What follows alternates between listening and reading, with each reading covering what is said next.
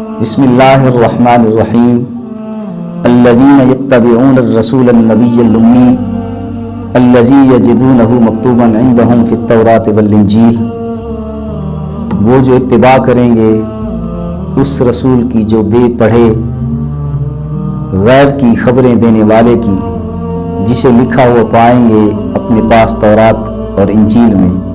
قرآن پاک کے اس حصے کے اندر لفظ امی ذکر ہے، تو امی کا معنی عرف عام میں عام لوگ ان پڑھ بیان کرتے ہیں کہ امی کا معنی ان پڑھ ہے۔ اگر ہم امی کا معنی ان پڑھ مراد لیں تو یہ ایک بے ادبی ہے۔ امام اہل سنت مجدد دین و ملت اعلیٰ حضرت عظیم البرکت الشاہ احمد رضا خان فاضل بریلوی رحمۃ اللہ علیہ اس کا ترجمہ یوں کرتے ہیں کہ امی کا معنی ہے بے پڑھے، یعنی بغیر پڑھے، اور یہ ترجمہ بالکل حضرت عبداللہ ابن عباس رضی اللہ تعالیٰ عنہ کے ارشاد کے مطابق ہے۔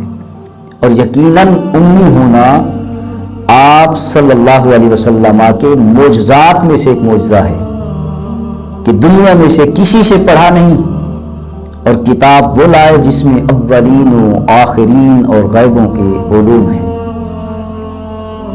حدیث پاک میں ہمارے کریم آقا صلی اللہ علیہ وسلم فرماتے ہیں، قیامت میں ہر نبی کے لیے ایک منبر نور کا ہوگا، اور میں سب سے زیادہ بلند اور نورانی منبر پر ہوں گا۔ منادی آ کر ندا کرے گا، کہاں ہے نبی امی صلی اللہ علیہ وسلم؟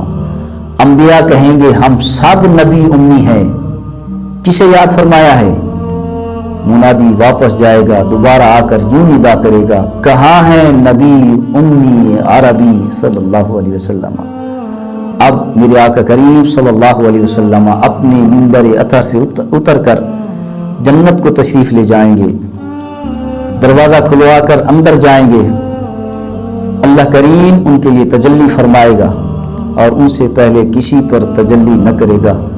آقا کریم صلی اللہ علیہ وسلم اپنے رب کے لیے سجدے میں گر جائیں گے، اللہ کی بارگاہ میں سجدہ ریز ہو جائیں گے۔ اگر ہم امی سے مراد ان پڑھ مراد لیں امی کو، تو قیامت کے دن نبی امی تو سارے انبیاء کے لیے ہوگا، تو کیا سارے نبی ان پڑھ ہو گئے؟ لہٰذا امی کا معنی ان پڑھ نہیں، درست معنی یہی ہے بے پڑھے، اور امی کا معنی اصل بھی ہے، امی کا معنی جڑ بھی ہے۔